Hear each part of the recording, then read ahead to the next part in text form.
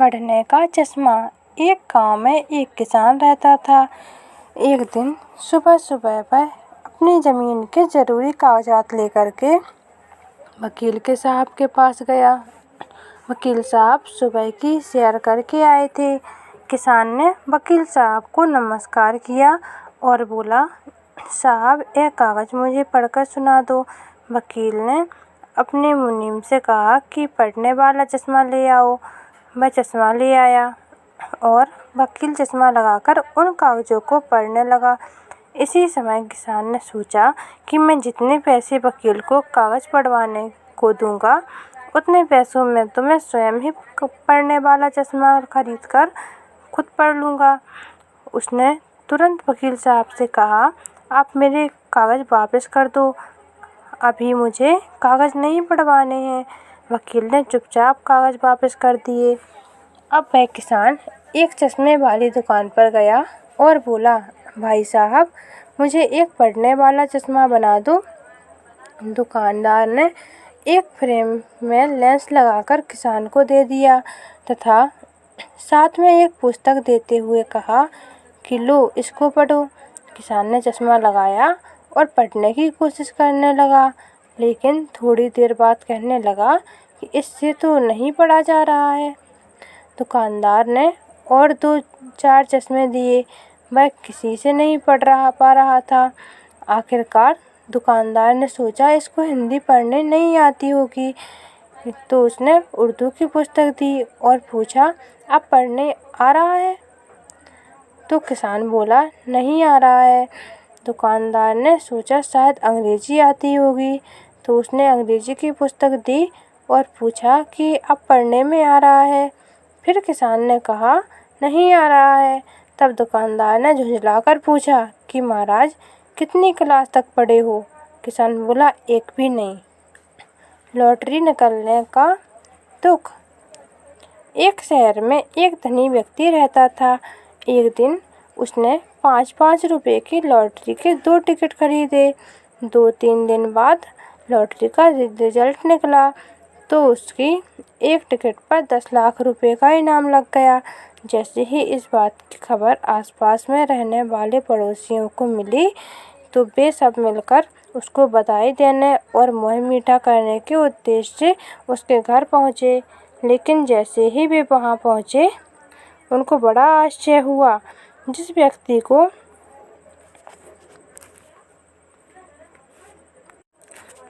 खुशी से झूमते हुए होना चाहिए था, वह व्यक्ति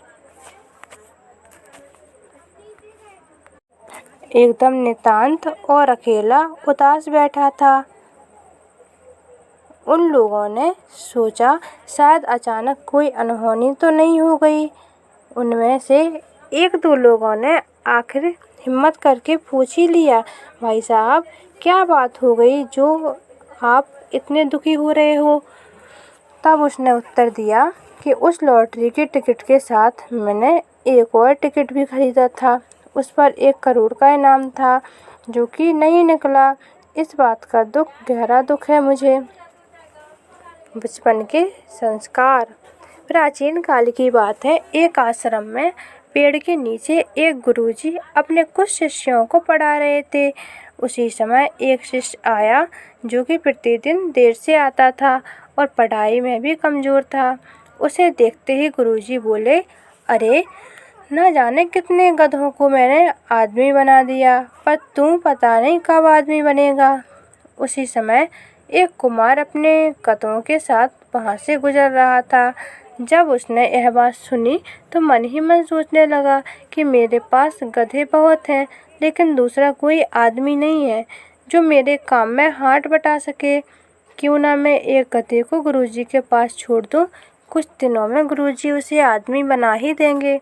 ऐसा सोचकर वह कुमार गुरुजी के पास जाकर बोला, आप मेरे इस गधे को आदमी बना दो तो आपका बहुत ही उपकार हो। गुरुजी ने सोचा यह उपहास कर रहा है, अतः कह दिया, छोड़ जाओ। कुमार गधे को छोड़ चला गया और गुरुजी शिष्यों को पढ़ाने में व्यस्त हो गए। गधा इधर उधर वन में निकल गया। 1 वर्ष बाद कुमार गुरुजी के पास आकर बोला, गुरुजी अब तक तो मेरा गधा आदमी बन गया होगा, अतः अब आप मुझे लौटा दें। गुरुजी बोले, अरे वह गधा तो बहुत बड़ा वकील बन गया और कचहरी के कैबिन नंबर 10 में बैठा है तथा अब उसका नाम हीरालाल है। कुमार तुरंत कचहरी के कैबिन नंबर 10 में पहुंच गया। वहां बाहर वकील साहब का सेवक बैठा था। उसने कुमार को अंदर जाने से रोका तो कुमार कहने लगा, अरे तू जानता नहीं है मैं कौन हूँ? मैं इसका मालिक हूँ, ये मेरा गधा है। सेवक को बड़ा आश्चर्य हुआ। उसने अंदर जाकर वकील साहब को सारी बात बतलाई। वकील साहब बोले, उसको अंदर भेजो। कुमार जैसे ही अंदर घुसा, उसने घुसते ही वकील साहब को अपनी बाहों में भर लिया और कहने लगा, अरे मेरे गधे, तू तो बहुत बड़ा आदमी बन गया है, मुझे पहचानता है कि नहीं? वकील साहब को आया गुस्सा। उन्होंने कुमार को जोर से लात मारी और दूर किया। यह देखकर कुमार कहने लगा, भाई हीरालाल, चाहे तू कितना ही बड़ा आदमी बन गया हो, लेकिन तेरी लात मारने की आदत अभी नहीं गई। इस कहानी से हमें यह शिक्षा मिलती है कि व्यक्ति के बचपन के संस्कारों का छूटना बहुत ही कठिन काम है। जन्म जन्मांतरों के राग द्वेष के संस्कारों का छूटना तो और भी कठिन है। कान दो क्यों होते हैं? एक बार की बात है, दो बच्चे आपस में बात कर रहे थे। वे जानने की कोशिश कर रहे थे कि हमारे कान दो क्यों होते हैं। एक बोला, एक कान सुनने के लिए होता है और दूसरा सुनी हुई बात को बाहर निकालने के लिए होता है। दूसरा बच्चा कहने लगा, नहीं, दोनों कान सुनने के लिए होते हैं। बड़ी ही सावधानी से इस बात को लेकर दोनों में झगड़ा हो गया। पहला अपनी बात पर अड़ गया और दूसरा अपनी बात पर। तभी एक सज्जन व्यक्ति आए। उन्होंने उनके झगड़े को सुना तो कहने लगा, तुम दोनों की बात ठीक है। बच्चे सुनकर आश्चर्यचकित हो गए और पूछने लगे, कैसे हो सकता है? तब उस सज्जन ने कहा, देखो, मेरी बात ध्यानपूर्वक सुनो। जब कोई बुरी बात बताई जा रही हो तो उसे एक कान से सुनो और दूसरे कान से निकाल दो, तथा जब कोई अच्छी, लाभकारी अथवा गुणवर्धक बात बताई जा रही हो तो मन लगाकर दोनों कानों से वह बात सुननी चाहिए और उसको अपने मन में बैठा लेना चाहिए। इसलिए तुम दोनों की बात ठीक है। बच्चे बहुत खुश हो गए। उलटवासी विद्युत के आविष्कार ने विश्व के विकास में हमें महत्वपूर्ण योगदान किया है। हम सभी के जीवन में उनकी असाधारणता भूमिका है, इससे भी इनकार नहीं किया जा सकता। परंतु क्या यह भी सच नहीं है कि आज अनेक समस्याओं की गिरफ्त में हम सिर्फ बिजली की ही वजह से आए हैं? यदि बिजली नहीं होती तो इतनी कन्या भ्रूण हत्याएं हो पाती और लड़का लड़की का अनुपात बिगड़ने की भयंकर समस्याएं खड़ी हो पाती। इसी प्रकार यदि बिजली नहीं होती तो वैश्विक ताप वृद्धि का ऐसा संकट देखने को नहीं मिलता। माना कि इन संकटों के पीछे मानव की दुरुपयोग करने की वृत्ति ही है, पर सब कुछ सुधारना भी तो संभव नहीं है। इसलिए कहते हैं, धन्यवाद है उस वैज्ञानिक को जिसने बिजली का आविष्कार किया, परंतु धिक्कार है हमको जो हमने सदुपयोग करना नहीं सीखा। आकांक्षा और शांति। एक बार एक धर्मोपदेशक किसी गांव से निकले। एक चतुर व्यक्ति ने उनकी परीक्षा लेने की ठानी। वह उनके पास आकर बोला कि आप कितने वर्षों तक जगह जगह घूमकर लोगों को शांति का उपदेश देते हैं? क्या आप बता सकते हैं कि अब तक कितने लोगों को जीवन में शांति की अनुभूति हुई है? कितने लोग हैं जो वास्तव में शांत हो गए हैं? उस व्यक्ति ने अपने प्रश्न से उस धर्मोपदेशक को परेशानी में डालने की कोशिश की थी। धर्मोपदेशक को भी इस प्रश्न का उत्तर देना आसान नहीं था। वास्तव में उन्होंने कभी इस प्रकार की गणना तो नहीं की थी कि कितने लोग उपदेशों से शांत हो चुके थे या हो रहे थे। धर्मोपदेशक ने मन ही मन विचार किया तथा उस व्यक्ति को उसी के अंदाज में उत्तर देने की कोशिश की। उन्होंने कहा, अब तक तो मैंने इस प्रकार की गणना नहीं की है, लेकिन शाम काल तक गणना करने की कोशिश करता हूँ। परंतु इस बीच तुम्हें एक छोटा सा काम करना होगा। उस व्यक्ति ने तुरंत कहा, कोई समस्या नहीं, आप मुझे बताइए कि मुझे क्या करना है। मैं दिन भर में उसे पूरा कर लूँगा। तब तक आप भी दिन भर में मेरे प्रश्न का उत्तर खोज कर बता दें। इस धर्मोपदेशक ने कहा, तुम्हें केवल इतना काम करना है कि अपने गांव के लोगों से उनकी इच्छाएं आकांक्षाएं पूछकर एक सादे कागज पर लिख लेना है, बस। उस व्यक्ति के लिए यह काम ज़्यादा कठिन नहीं था। गांव में कुल मिलाकर 100 परिवार ही रहते थे। शाम काल तक उसने सभी की आकांक्षाएं पूछकर एक कागज पर लिख ली, लेकिन धर्मोपदेशक के पास लौटने से पहले उसने अपने कागज पर नज़र डाली तो उसे बड़ा ही आश्चर्य हुआ। लोगों की बड़ी अजीब किस्म की इच्छाओं से वह सादा पेपर भरा हुआ था। किसी ने पुत्र की कामना की तो किसी ने धन की, किसी ने रोग निवारण की, किसी ने अपने पड़ोसी के अनिष्ट की, किसी ने अपने दुष्ट स्वभाव वाली पत्नी से छुटकारा पाने की इच्छा व्यक्त की, तो किसी ने पति से।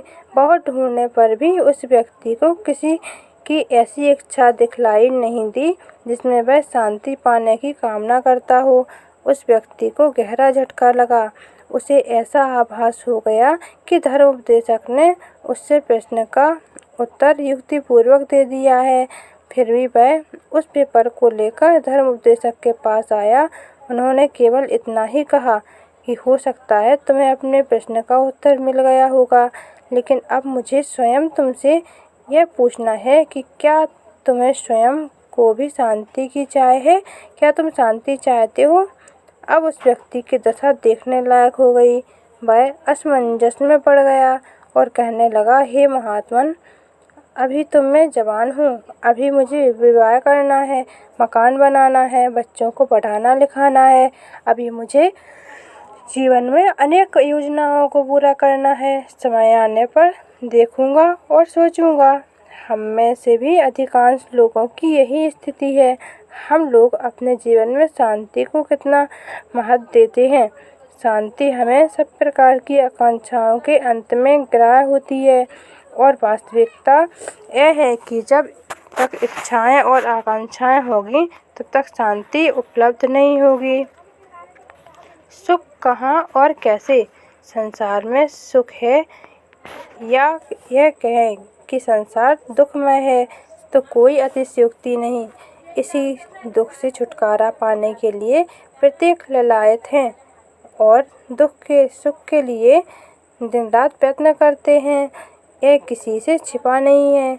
जिन्हें पेट भरने के लिए न मुट्ठी भर अन्न मिलता है और न तन ढकने के लिए वस्त्र, उनकी बात तो जाने दीजिए। जो संपत्तिशील हैं उन्हें भी हम किसी न किसी दुख से पीड़ित देखते हैं।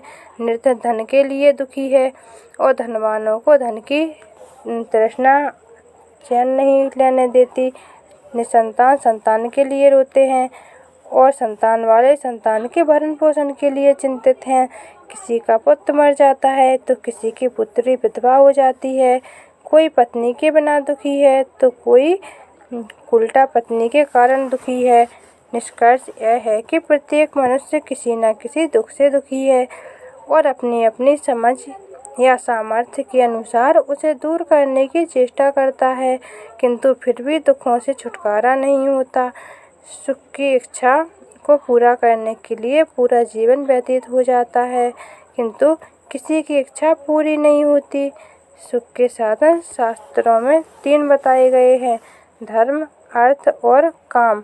इनमें से धर्म ही सुख का मुख्य साधन है और बाकी के 2 गौण हैं, क्योंकि शुभ आचरण रूप धर्म के बिना प्रथम तो अर्थ और काम की प्राप्ति ही असंभव है। शुभाचरण के बिना अगर काम और अर्थ की प्राप्ति मान भी लिया जाए तो अधम पूर्ण साधनों से उपार्जन किया हुआ अर्थ और काम की कभी सुख का कारण नहीं हो सकता, बल्कि दुख का ही कारण होता है और कभी भी संतोष की प्राप्ति नहीं होती। अर्थात में अर्थ और काम से तभी सुख हो सकता है जब उसमें संतोष हो। संतोष के बिना धन कमाने से धन की तृष्णा बढ़ती जाती है और तृष्णा की आग में जलते हुए मनुष्य को नाम मात्र भी सुख नहीं मिल सकता। इस प्रकार जो काम भोग की तृष्णा में पड़कर काम भोग के साधन शरीर इंद्रिय वगैरह को जर्जर कर लेते हैं, वे क्या कभी सुख हो सकते हैं? फिर अर्थ और काम सदा ठहरने वाले नहीं हैं, उनका तो स्वभाव ही नश्वर है, किंतु मनुष्य ने उन्हें ही सुख का साधन मान रखा है। अतः कहा जा सकता है कि धर्म के द्वारा अर्थ काम की मर्यादा रखी जाए तो वे सुख के साधन हो सकते हैं, परंतु धर्म की मर्यादा के बिना वे सुख की अपेक्षा दुख ही अधिक उत्पन्न करते हैं। अतः सुख के साथ धर्म का घनिष्ठ संबंध सिद्ध होता है और सुख के साधन में धर्म ही प्रधान प्रतीत होता है। और हाँ, यहाँ यह भी ध्यान रखना चाहिए कि यह सुख भी स्थायी नहीं होता। विभिन्न जैन शास्त्रों में भी सुख के विषय में चिंतन किया गया है। शास्त्रों में सुख का स्वभाव बतलाया गया है और सुख दो प्रकार का है, लौकिक सुख व अलौकिक सुख। अलौकिक सुख विषय जनित होने से सर्वपरिचित है, पर लौकिक सुख इंद्रियातीत होने से केवल विरागी जनों को ही होता है। उनके समक्ष लौकिक सुख दुख रूप ही अवभाषित होता है। जैन धर्म में ऐसा माना जाता है कि मोक्ष में विकल्पात्मक ज्ञान व इंद्रियों का अभाव हो जाने के कारण यद्यपि सुख के भी अभाव की आकांक्षा होती है, परंतु केवल ज्ञान द्वारा लोकालोक को युगपत जानने रूप परम ज्ञाता दुष्टा भाव रहने से वहाँ सुख की सत्ता स्वीकार्य है, क्योंकि निर्विकल्प ज्ञान की वास्तव में सुख है। लौकिक सुख से जो सुख होता है वो वास्तव में सुख नहीं है, किंतु शारीरिक और मानसिक रोगों का प्रतिकार मात्र भ्रम से लोगों ने उसे सुख मान लिया है और उसी की प्राप्ति के उपायों में लगे रहते हैं तथा न्याय और अन्याय का विचार भी नहीं करते। हमारी लौकिक सुख की इच्छा ही स्वयं अपनी और दूसरों के दुख का कारण बनी हुई है। लौकिक सुखों से प्राप्त होने वाला सुख स्थायी नहीं होता। कहा भी जाता है कि तत्सुखम यत् न सुखम, अर्थात सुख वही है जिसमें दुख ना हो। शास्त्रों में पुरुषार्थ 4 कहे गए हैं, धर्म अर्थ काम और मोक्ष। मनुष्य पुरुषार्थ प्रधान है, इसलिए वह लौकिक एवं अलौकिक सभी क्षेत्रों में पुरुषार्थ से रिक्त नहीं हो सकता। इसमें से अर्थ व काम पुरुषार्थ को सभी जीव रुचिपूर्वक ग्रहण करते हैं, परंतु धर्म व मोक्ष पुरुषार्थ को प्रत्येक जीव ग्रहण नहीं कर सकता। यही सबसे बड़ा दुख का कारण है। यद्यपि इन दोनों पुरुषार्थों में धर्म पूर्ण रूप से मुख्यतः लौकिक सुख को देने वाला है और मोक्ष पुरुषार्थ साक्षात परम सुख को देने वाला है। जैन दर्शन में मोक्ष के मुख्य रूप से 2 भेद किए गए हैं, द्रव्य मोक्ष और भाव मोक्ष। शुद्ध रतन्यता की साधना से अष्टकर्मों की आत्यंतिकी व्यक्ति द्रव्य मोक्ष है और सभी बेकारी अथवा प्रमादी भावों की निवृत्ति भाव मोक्ष है। आयु के अंत में यह जीव स्वाभाविक ऊर्ध्व गमन होने के कारण लोक के शिखर पर चला जाता है। वहाँ वह अनंत काल तक अनंत अतीन्द्रिय सुख को भोगता है, पुनः शरीर धारण करके जन्म मरण के चक्कर में नहीं पड़ता। जिस प्रकार दूध में से घी निकालने पर दोबारा नहीं मिलाया जा सकता, गेहूं के दाने का भूनकर बोया नहीं जा सकता, तिल में से तेल निकालने के बाद दोबारा नहीं मिलाया जा सकता। स्वर्ण पाषाण में से एक बार सोना निकालने के बाद नहीं मिलाया जा सकता। उसी प्रकार जो जीव एक बार मुक्त हो जाता है वह पुनः शरीर धारण नहीं कर सकता। जैसे जैन दर्शन के अनुसार मोक्ष ही परम सुख है। स्वावलंबन का पाठ। कुछ समय पुरानी बात है। एक दिन पश्चिम बंगाल के एक छोटे रेलवे स्टेशन पर बूटेड युवक उतरा और कुली कुली कहकर चिल्लाने लगा। परंतु उस छोटे से स्टेशन पर कुली कहाँ से आता, क्योंकि वहाँ दिन में एक रेल आती थी और सवारी तो कभी कभार ही उतरती थी। बार बार पुकारने के बाद भी जब कोई नहीं आया तो युवक ने झुंझलाते हुए अपना सामान उतारकर प्लेटफॉर्म पर रख दिया। सामान के नाम पर उसके पास कुछ अधिक नहीं था। एक बैग और एक सूटकेस मात्र था, जिनमें अधिक भार भी नहीं था। संयोगवश उसी समय पता नहीं कहाँ से एक स्वच्छ एवं सादा धोती कुर्ता पहने अधेड़ आयु का व्यक्ति उस युवक के सामने आ खड़ा हुआ। युवक ने उसे कुली समझकर डांटना फटकारना शुरू कर दिया। पता नहीं कैसे आदमी हो तुम, कब से सांड की तरह चिल्ला रहा हूँ मैं कहाँ मर गए थे तुम? अब खड़े खड़े मेरी शक्ल क्या देख रहे हो? आरती उतारो क्या तुम्हारी मैं? सामान उठाओ और जल्दी चलो, मुझे पहले ही बहुत देर हो रही है। उस अधेड़ व्यक्ति ने बिना कुछ बोले चुपचाप उसका सामान उठा लिया और उस युवक के पीछे पीछे चलने लगा। घर पहुंचकर युवक बोला, वहाँ सामने बने कमरे में रख दो और बताओ कितने पैसे दूँ तुम्हें? सामान रखते हुए वह अधेड़ व्यक्ति बोला, मुझे कोई पैसे नहीं चाहिए, और पीछे हटते हुए बोला, आपका बहुत बहुत धन्यवाद। यह सुनकर युवक आश्चर्यचकित हो गया और मन ही मन सोचने लगा कि यह कैसा कुली है जो सामान ढोने के पैसे के बजाय धन्यवाद कर रहा है। या तो ये कोई मूर्ख है या पागल है, वरना आज के ज़माने में भला ऐसा आदमी कहीं मिलता है। वह यह सब सोच ही रहा था कि उसी समय युवक का बड़ा भाई घर में से निकला और सामने खड़े अधेड़ व्यक्ति को देखकर तुरंत उनका चरण स्पर्श किया और उनके मुंह से अनायास ही निकल पड़ा, आप यहाँ? यह देखते ही युवक सकपकाते हुए बोला, भाई साहब, क्या आप इन्हें जानते हैं? अरे इन्हें कौन नहीं जानता, तुम तो यहाँ रहते नहीं हो ना, इसलिए तुम क्या जानो। इन्हें तुमने मामूली सा कुली समझा है। वे बंगाल के प्रसिद्ध महापुरुष एवं प्रकांड विद्वान ईश्वरचंद्र विद्यासागर हैं। इतना सुनते ही युवक उनके चरणों पर गिर पड़ा और बार बार क्षमा याचना करने लगा। ईश्वरचंद्र जी ने उन्हें उठाया और गले लगाते हुए कहा, इसमें क्षमा मांगने की कोई बात नहीं है। हम सब भारतवासी हैं। हमारा देश अभी गरीब है, अतः हम सबको अपना काम स्वयं करते हुए स्वावलंबी बनना चाहिए तथा अपना काम करने में शर्म नहीं करनी चाहिए। दानवीर कर्ण। द्वापर युग में महाभारत के समय में एक भट दुर्योधन के द्वार पर जाकर उनका यशोगान करने लगा। दुर्योधन ने सुवर्णादि अमूल्य वस्तुएं देते हुए उसका यथोचित आदर सत्कार किया और बोला, तुमने कर्ण की दानवीरता के किस्से बहुत सुने होंगे, लेकिन तुम्हें मालूम है कि मैं कर्ण से बड़ा दानवीर हूँ। और हाँ, तुम्हें नहीं पता तो आज से यह बात अच्छी तरह से समझ लो, आज से मेरा ही गुणगान किया करो। जब यह बात भगवान विष्णु को मालूम हुई तो उन्होंने मन ही मन सोचा कि क्यों न दुर्योधन की परीक्षा ले ली जाए। उन्होंने एक बूढ़े ब्राह्मण का भी धारण किया और दुर्योधन के द्वार पर पहुंच गए दान मांगने।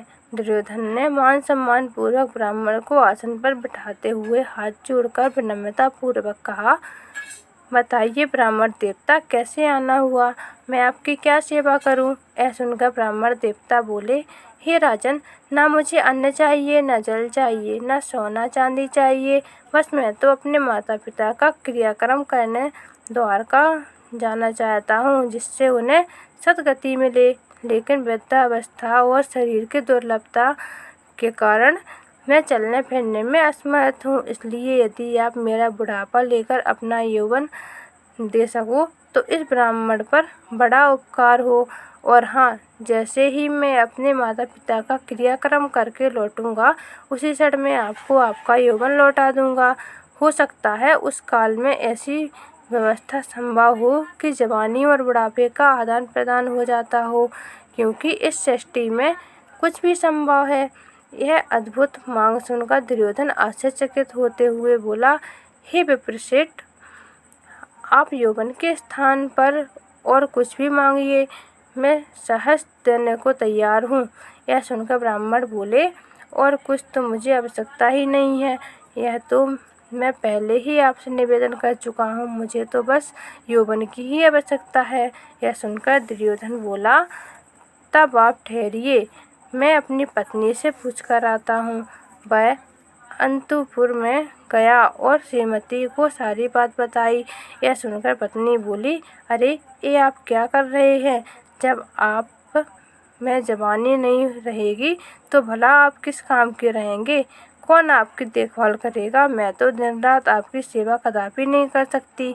और हाँ, क्या भरोसा उस ब्राह्मण देवता का कि वो अपना यौवन लौटाए भी या नहीं, अतः मैं आपको कभी इसकी अनुमति नहीं दूंगी। दुर्योधन बाहर आकर बोला, हे विद्याश्रेष्ठ, मेरी पत्नी ने यौवन देने से मना कर दिया है, अतः मैं आपकी कोई मदद नहीं कर सकता। विप्र देवता मन ही मन उसे धिक्कारते हुए कर्ण के पास गए। कर्ण ने भी उसी प्रकार उनका यथोचित आदर सत्कार किया और पधारने का कारण पूछा। ब्राह्मण देवता ने अपनी इच्छा बता दी। यह सुनते कर्ण गदगद होकर बोला, विप्र देवता, यह भी कोई बड़ी बात है? यदि आप मेरा शरीर भी सदा के लिए मांगे तो मैं खुशी खुशी आपको दे दूंगा, मेरा तो जीवन ही सार्थक हो जाएगा। अतिथि सेवा के लिए तो पशु पक्षी तक इस नश्वर शरीर का बलिदान कर देते हैं, फिर आप तो कुछ ही दिन के लिए मेरा यौवन मांग रहे हैं। यह सुनकर ब्राह्मण देवता बोले, वह सब तो ठीक है, लेकिन तुम्हारे यौवन पर तो तुम्हारी पत्नी का अधिकार है, इसलिए उनकी स्वीकृति आवश्यक है। कुछ ही क्षण पहले एक युवराज की पत्नी ने उसे यौवन दान करने से मना कर दिया, अतः पहले जाओ उनकी अनुमति ले आओ। यह सुनकर कर्ण बोला, हे विप्रवर, ऐसा कुछ नहीं है, मेरी बात मेरी पत्नी कभी नहीं टालती। मुझे पक्का विश्वास है कि वे इस महान पुण्य कार्य के लिए कभी मना नहीं करेंगी। यह सुनकर ब्राह्मण देवता बोले, नहीं, कुछ भी हो, उनकी अनुमति आवश्यक है। जब ब्राह्मण देवता नहीं माने तो कर्ण अपनी पत्नी के पास गए और सारी बात उन्हें बता दी। इतना सुनते ही वह बोली, स्वामी, यह जीवन क्षणभंगुर है, न जाने कब किसका अंत हो जाए। यदि जीते जी नश्वर शरीर से किसी की भलाई हो जाए तो इसे देने में तनिक भी देर नहीं करनी चाहिए। कहा भी जाता है, जो दूसरों की भलाई के लिए जीता है, वास्तव में जीना उसी का सफल है। जो मनुष्य परोपकार नहीं करता, उसके जीवन को धिक्कार है। ऐसे मनुष्य तो पशु भी श्रेष्ठ हैं, जिनका चमड़ा भी परोपकार करता है। केवल अपना पेट भरने के लिए तो पशु भी जीते हैं, किंतु जीवन उसी का प्रशंसनीय है जो दूसरों की भलाई के लिए जीता है। सूर्य, चंद्रमा, मेघ, पेड़, नदी, गायें तथा सज्जन, ये सब पृथ्वी पर परोपकार के लिए स्वयं उत्पन्न हुए हैं, अतः आप मेरी अनुमति के लिए व्यर्थ ही आए हैं। आपको तो सीधे ही स्वीकार कर लेना चाहिए था। और हाँ, मैं तो जैसे आपकी सेवा यौवन में करती हूँ, वैसे ही वृद्धावस्था में भी करूँगी, मुझे इससे कोई फर्क नहीं पड़ता।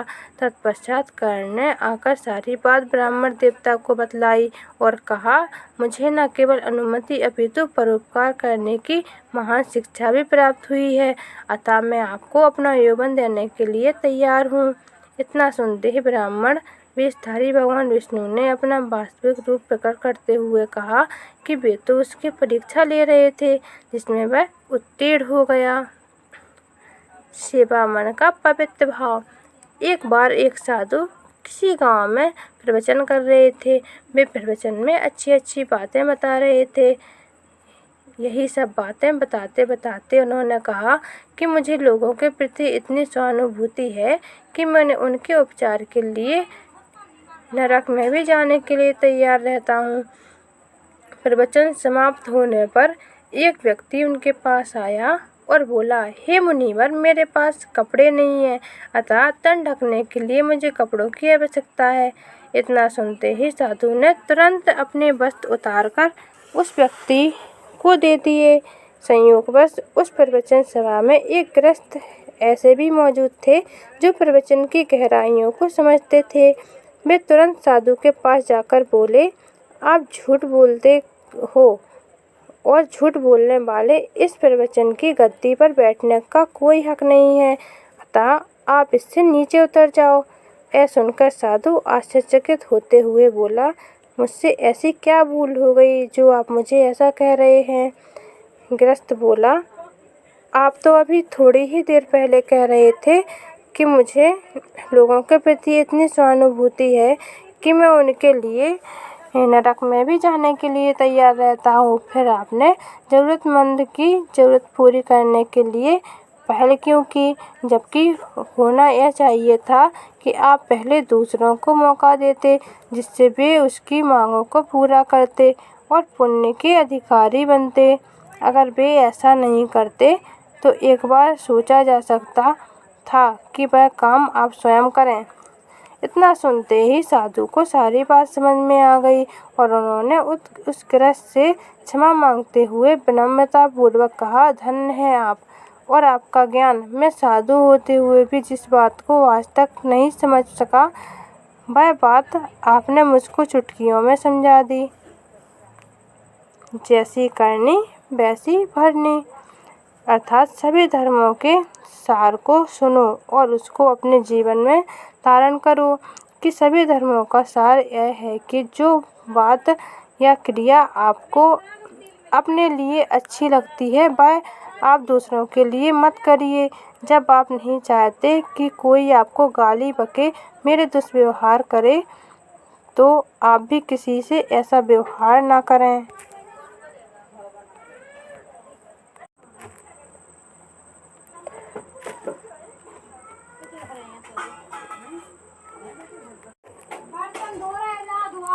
उक्त श्लोक की दूसरी पंक्ति अत्यंत ही मार्मिक एवं जीवन जीने की कला सिखाने वाली है, जिसे हम सबको अपने जीवन में उतारना चाहिए। कहा भी जाता है कि महा दुख पाता है वह जो औरों को दुख देता है, महा सुख पाता है वह जो औरों को सुख देता है। इस संदर्भ में मैंने एक कहानी सुनी थी, यहाँ मैं उसे लिखने का प्रयत्न कर रहा हूँ। किसी गांव में एक गरीब आदमी रहता था। उस दिन उसे जोरों की भूख लगी तो वह गांव में घरों की ओर चल दिया। एक घर के दरवाजे पर पहुंचकर उसने आवाज़ लगाई, कोई भूखे को रोटी दे दो। उसकी करुणामयी आवाज़ सुनकर अंदर से एक आदमी निकला और बोला, देख भाई, मैं एक कवि हूँ। कविता गढ़ना और काव्य पाठ सुनना ही मेरा काम है, अतः मैं तुम्हें भी एक कविता सुना देता हूँ। यह सुनकर वह बोला, हे काव्य शिरोमणि, कविता भी तभी अच्छी लगती है जब पेट में कुछ हो। कहा भी गया है कि भूखे पेट भजन नहीं होए, अतः आप तो पहले मुझे रूखी सूखी ही सही लेकिन रोटी दे दो। लेकिन कभी कहाँ सुनने वाला था, वह तो लगा अपनी प्रतिभा का प्रदर्शन करने लगा काव्य पाठ। वह आदमी अपने पेट को मलता हुआ आगे बढ़ गया। उसके जाते देखकर कवि महोदय मन ही मन बड़बड़ाए, देखो तो सही कितना बुरा जमाना आ गया है, भिखारी भी इतनी अकड़ में है। मैं दूसरे को 1000 रुपये लेकर कविता सुनाता हूँ, इससे फ्री फंड में सुना रहा था तो भी इसने नहीं सुनी। मुझे लगता है यह कोई मूर्ख है, वरना हजारों रुपयों की कविता छोड़कर 2 आने की रोटी मांगता। तत्पश्चात वह गरीब आदमी दूसरे दरवाजे पर पहुंचा।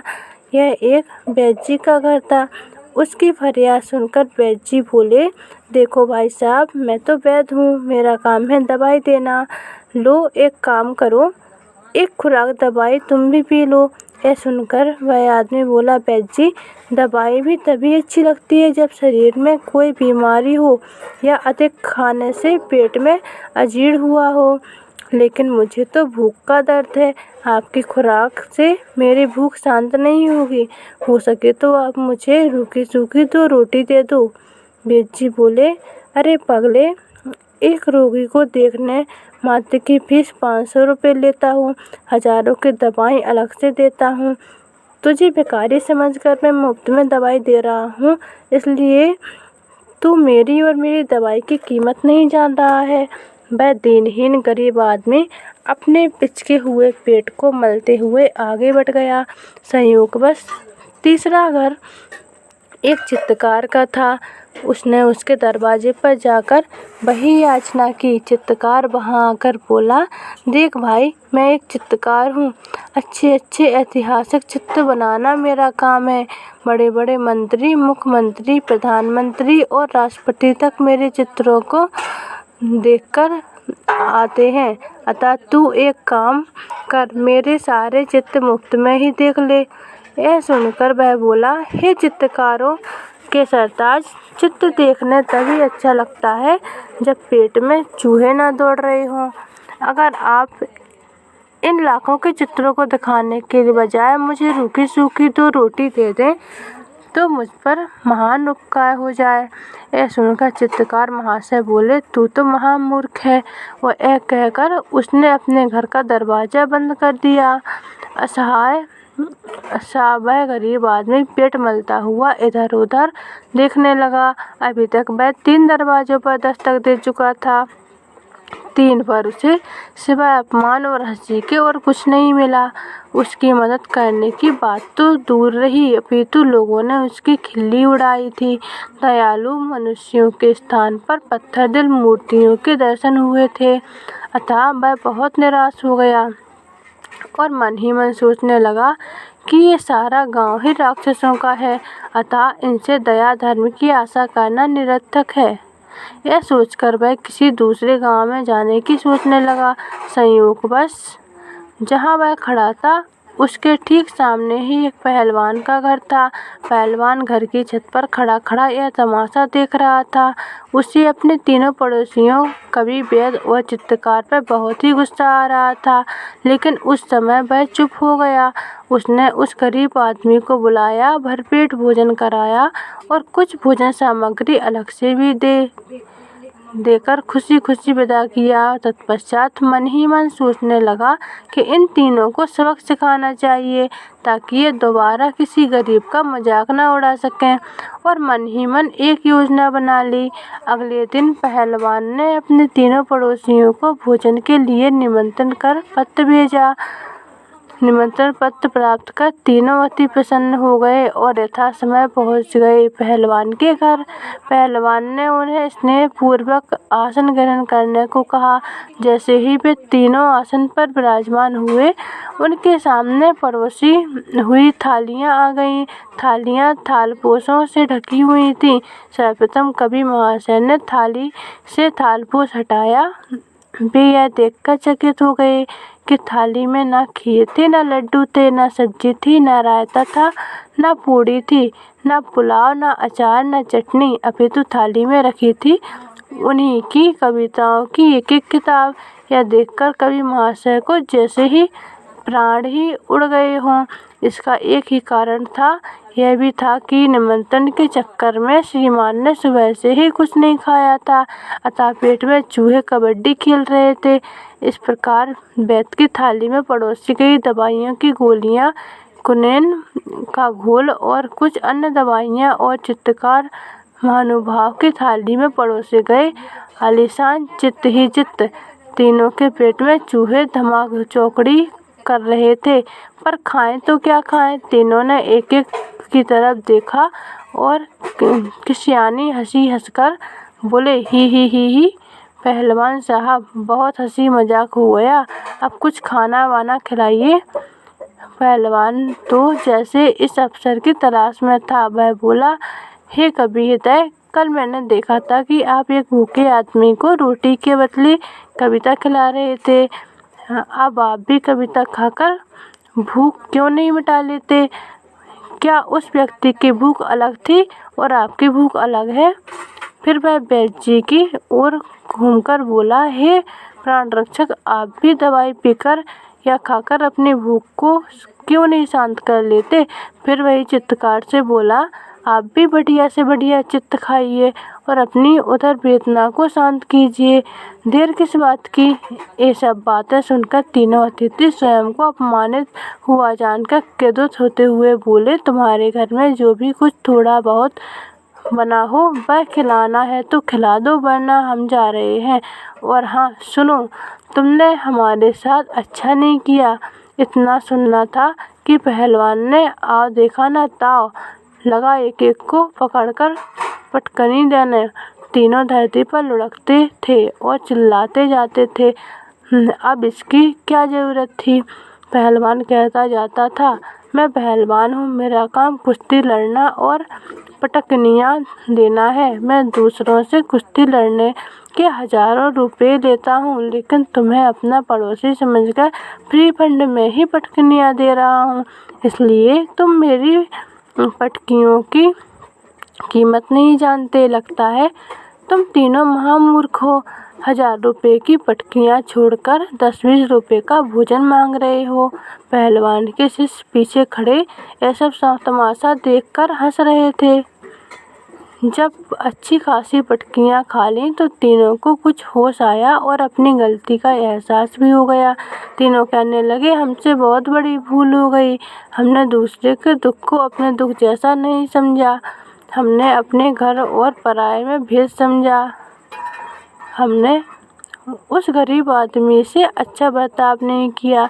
यह सुनकर पहलवान बोला, हम सबको दूसरे प्राणियों के साथ अपनापन बताना चाहिए। जैसा कष्ट हमें होता है वैसा ही कष्ट उन्हें भी होता है। इसलिए कहा जाता है, आत्मनः प्रतिकूलानि परेषां न समाचरेत्। अर्थात जो आचरण हमें खुद के लिए बुरा लगता है वह दूसरों के साथ नहीं करना चाहिए। तत्पश्चात सचमुच की थालियां लगीं। उन सब ने उधर वेदना को शांत किया और उन्होंने प्रतिज्ञा भी की कि अब वे जीवन में कभी भी किसी प्रकार का आचरण नहीं करेंगे। तभी उन्होंने देखा कि एक चौथा व्यक्ति भी वही भोजन कर रहा था। वह वही आदमी था जो कल रोटी मांग रहा था। उसे देखकर कवि बोला, अब तक मैं सपनों की कविता लिखता था, आज से मैं प्राणी मात्र की हितैषी कहानियाँ लिखूंगा। वैद्य जी बोले, आज से मैं गरीबों का निःशुल्क उपचार करूंगा। चित्रकार बोला, आज से मैं अपनी कमाई का 10वां भाग गरीबों को दान दिया करूंगा। गुरु निष्ठा। हमारे देश में प्राचीन काल से यह कहा जाता है कि जब से इस सृष्टि की रचना हुई है तभी से मनुष्य के जीवन में गुरु का ही महत्वपूर्ण स्थान रहा है। उन्हें भगवान से भी ऊंचा स्थान दिया जाता है और दिया भी क्यों न जाए, क्योंकि माता पिता के पश्चात अगर किसी व्यक्ति के जीवन में सर्वोच्च स्थान है तो वह है गुरु का ही। और मैं तो ऐसा मानता हूँ कि जो यथार्थ ज्ञान है वह व्यक्ति को गुरु से ही प्राप्त होता है, क्योंकि माता पिता को मोहवश या स्वार्थवश उस मार्ग पर अग्रसर होने के लिए शायद प्रेरित ना भी करें, लेकिन जो वास्तविक गुरु होते हैं उनको ना तो कोई मोह होता है और ना ही कोई स्वार्थ। वे तो निस्वार्थ से हर क्षण यही चिंतन करते रहते हैं कि एन कैन प्रकारेण शिष्य का हित हो। शायद इसलिए संत कबीर को कहना पड़ा, गुरु गोविंद दो खड़े काके लागू पाए, बलिहारी गुरु आपके गोविंद दियो बताए। यह तन विष की बेलरी गुरु अमृत की खान, शीश दिए जो गुरु मिले तो भी सस्ता जान। कबीरदास के उक्त कथन से यह स्पष्ट होता है कि इस नश्वर शरीर की उपादेयता इसी में है कि इससे गुरु की सेवा भक्ति करके वास्तविक ज्ञान को प्राप्त कर लिया जाए, तथा वह वास्तविक ज्ञान तभी प्राप्त हो सकता है जब हम निस्वार्थ भाव से गुरु के प्रति अपनी सत्यनिष्ठा रखें। इस संदर्भ में हमारे सामने अनेक ऐसे दृष्टांत हैं जिनको हम अपने प्रेरणा स्रोत बना सकते हैं। उन्हीं में से एक दृष्टांत है संत दादू और उनके शिष्य रज्जब का, जो गुरु निष्ठा का एक जीवंत उदाहरण है। एक बार संत दादू और शिष्य रज्जब तथा और भी बहुत सारे शिष्यों के साथ वन में परिभ्रमण कर रहे थे। चलते चलते रास्ते में एक नदी आ गई। नदी में पानी तो अधिक नहीं था, लेकिन पानी कम होने के कारण उसमें कीचड़ इतना अधिक जम गया था कि नदी पार करना बड़ा कठिन था। यह देखकर सभी शिष्य सलाह मशवरा करने लगे कि क्या किया जाए जिससे गुरुजी नदी को सुगमतापूर्वक पार कर लें। ऐसा सोचते सोचते उन्होंने देखा कि नदी से कुछ ही दूर पत्थर पड़े हुए हैं, अतः वे सब पत्थर उठा उठा कर लाने लगे और नदी में डालने लगे। ऐसा सब देखकर रज्जब बोला, गुरुदेव, मैं नदी में लेट जाता हूँ और आप मेरे शरीर पर पैर रख के नदी के उस पार चले जाइए। और वह सचमुच वहाँ लेट गया। यह देखकर संत दादू ने कहा, अरे तुम ये क्या कर रहे हो, चलो जल्दी उठो। यह सुनकर रज्जब बोला, आपके चरण कमलों से मेरा यह अपवित्र शरीर पावन हो जाएगा। मेरे शरीर की साक्षरता इसी में है कि वह निरंतर आपकी सेवा करता रहे। संत दादू रज्जब की गुरु निष्ठा देखकर अभिभूत हो गए। उन्होंने उसे उठाया और गले से लगाते हुए आत्मीय भाव से बोले, धन्य है रज्जब, तुम्हारी गुरु निष्ठा। इसलिए कबीरदास को लिखना पड़ा, सीख तो ऐसा चाहिए जो गुरु को सब कुछ दे, लेकिन गुरु भी ऐसा चाहिए जो सिख को कछु न ले। मन ही राक्षस है। उत्तर भारत के किसी गांव में एक किसान रहता था। उसके पास खेती की बहुत सारी जमीन थी। परिवार में केवल उसकी पत्नी और बेटी थी। बेटी अभी उम्र में बहुत छोटी थी और पत्नी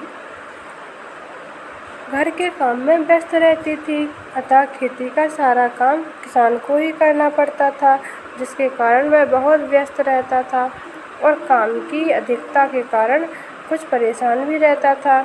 उसकी एक खासियत थी कि वह प्रभात और संध्या में भगवान की पूजा अर्चना अवश्य करता था।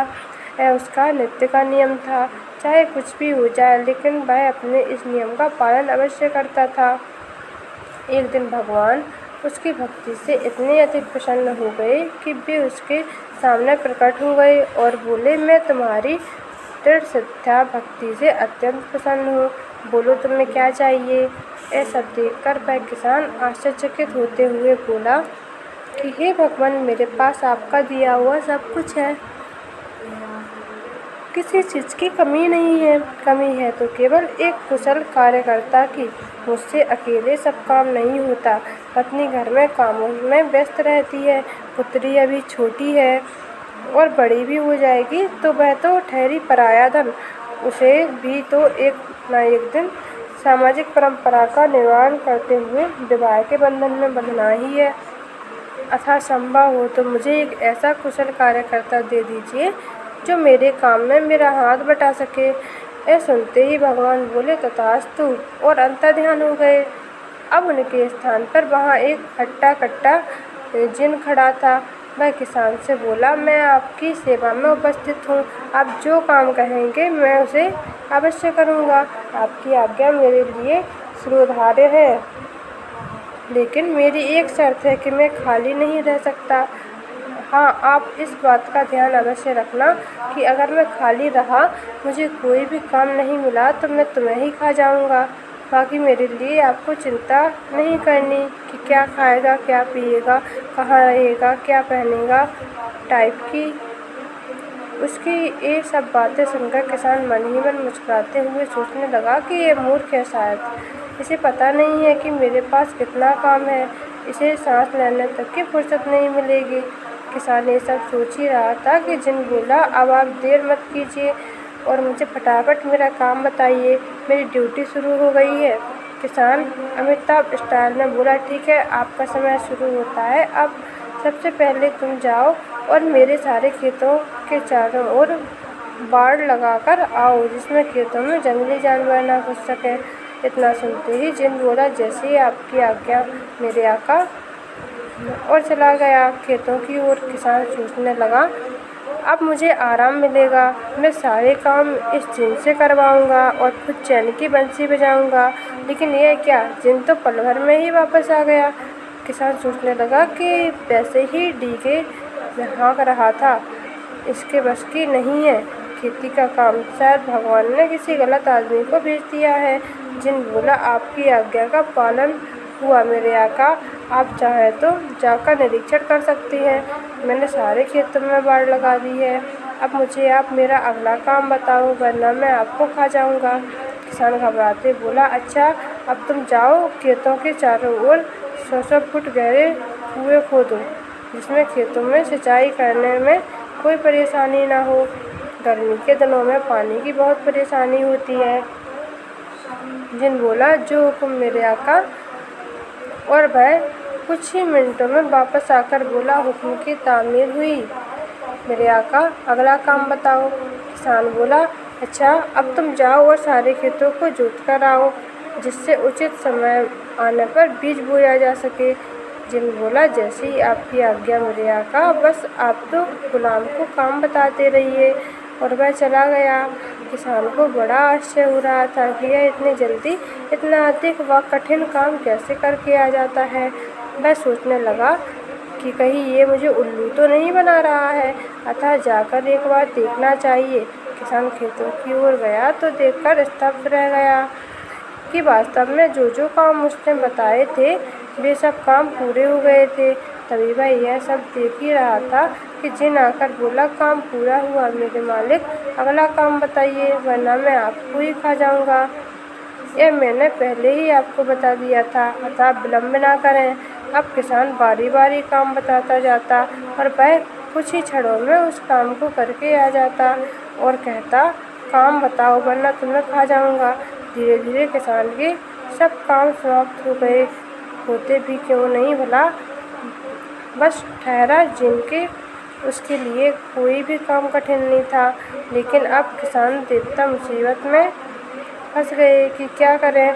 अगर जिन महाराज को कुछ काम नहीं मिला तो वह मुझे ही खा जाएगा।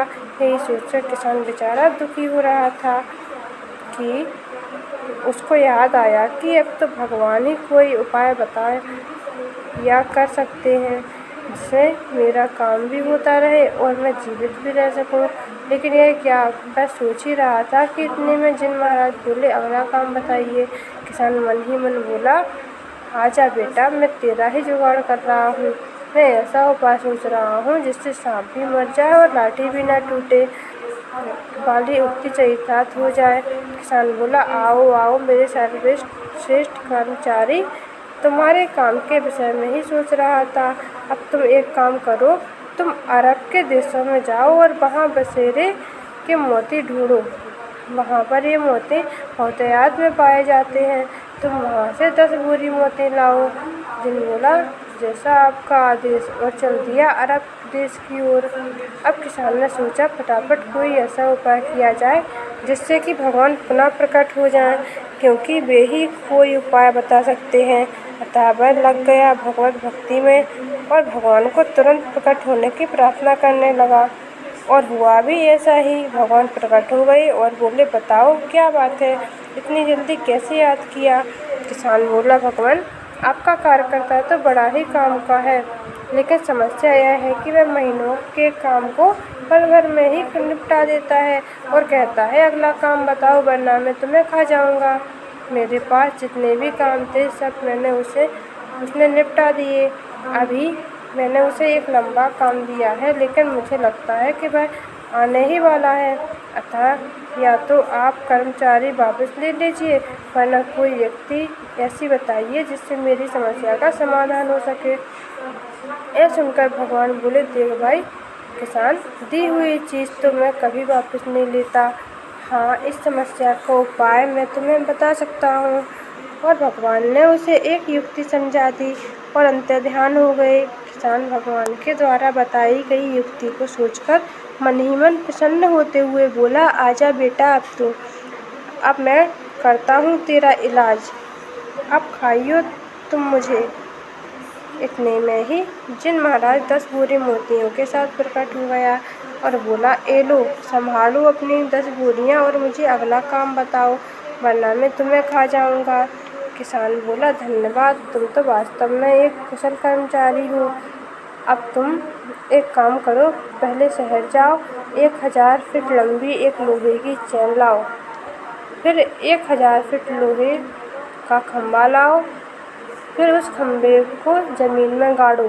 तत्पश्चात चैन का एक सिरा खंभे में बांधो और दूसरा सिरा अपने गले में बांधो, और जब तक मैं तुम्हें ना बुलाऊं तब तक तुम उस खंभे पर चढ़ो उतरो, चढ़ो उतरो, बस यही काम है तुम्हारा। जिनने वैसा ही किया। अब जब भी किसान को कोई काम करवाना होता तो वह उसे करा लेता और बाकी समय में उसे फिर लगा देता खंभे पर चढ़ने उतरने के लिए। अब किसान भी खुश और जिन महाराज भी मस्त। मित्रों, ये कहानी किसी और की नहीं अपितु हम सबकी है। वह जिन कोई और नहीं बल्कि सबका मन ही है। जिन है जो खाली होते ही ऊट-पटांग करने की सोचने लगता है। अतः हम सबको प्रयत्न करना चाहिए कि जहाँ तक हो सके अपने मन को अच्छे कर्मों में लगाकर रखना चाहिए, वरना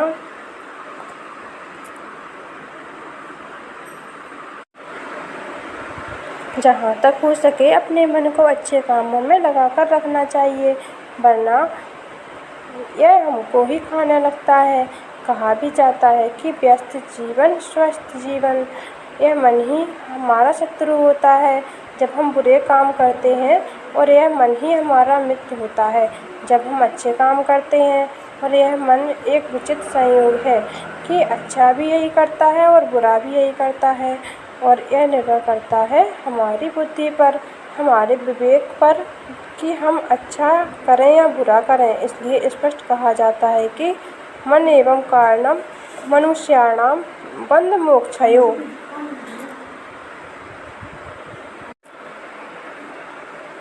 तेरा साईं तुझ में। भगवान की तलाश हम सबको रहती है और उन्हें ढूंढने का हर संभव प्रयास हम सभी करते हैं। उन्हें ढूंढने हम मंदिरों में जाते हैं, मस्जिदों, गिरजाघरों में जाते हैं, गुरुद्वारों में जाते हैं, अनेक तीर्थ यात्राएं करते हैं। वहाँ जाते हैं जहाँ भगवान का जन्म हुआ था, वहाँ जाते हैं जहाँ भगवान विश्राम करते थे। लेकिन बड़े ही आश्चर्य की बात है कि वहाँ जाने का कोई प्रयास नहीं करता, या कोई बिरला व्यक्ति ही करता है। जहाँ साक्षात भगवान विराजमान है, वहाँ जाने के लिए शायद ही कोई बिरला व्यक्ति तैयार भी हो पाता है। हमारा असली भगवान तो हमारे अंदर ही मौजूद है, जो जड़ नहीं अपितु चेतन है, जीता जागता है। उसको कई बार ढूंढने की आवश्यकता ही नहीं है, वे तो हर पल हमारे साथ रहते हैं। अतः हम सबको उन भगवान के दर्शन करने चाहिए जो प्रत्येक क्षण हमारे साथ मौजूद है, और वह भगवान है स्वयं की आत्मा, अर्थात निज आत्मा। वह असली तीर्थ है और वह तीर्थ हम सबके अंदर ही है। कई बार जाने की या ढूंढने की ज़रूरत नहीं है, और बाहर भी जाओ इसका कोई निभेद नहीं है। ज़रूर जाओ, लेकिन कहीं ऐसा नहीं हो जाए कि इस बाहर के चक्कर में अंदर को भूल जाओ, कहीं मूल की ही भूल ना हो जाए। और यह तो हम सभी भली भांति जानते हैं कि मूल की भूल का फल क्या होता है, और जब मूल ही हाथ नहीं आया तो परिश्रम व्यर्थ है। अतः हम सबको अपने ज्ञान रूपी चक्षु को खोलना चाहिए और अपने अंदर झांकने का प्रयत्न करना चाहिए, जिससे हमें अपने अंदर विराजमान आत्मस्वरूप भावना के दर्शन हो सके तथा परमानंद की प्राप्ति हो सके। आत्मानुभव के बिना वास्तविकता का ज्ञान कभी नहीं हो सकता, और यह भी एक वास्तविक सत्य है कि व्यक्ति हर जगह ढूंढता है लेकिन अपने अंदर नहीं ढूंढता। कहा भी जाता है कि खुद को खुद ही में ढूंढ, खुद ही को तू दे निकाल, फिर तू ही खुद कहेगा खुदा हो गया हूँ मैं।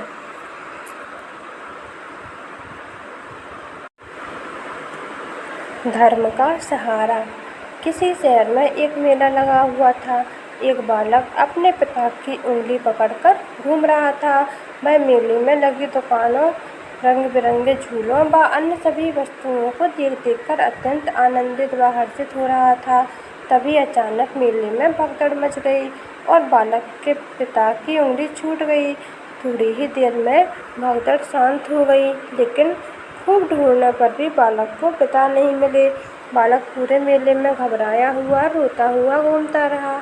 उसका सारा आनंद रफू चक्कर हो गया। उसके चेहरे से मानो हंसी कोसों दूर चली गई हो। यद्यपि मेले में वे सारी वस्तुएं मौजूद थीं जिन्हें देख कर कुछ क्षण पहले बालक हर्षित हो रहा था, लेकिन अब पिता की उंगली छूटने मात्र से वह बहुत दुखी हो रहा था।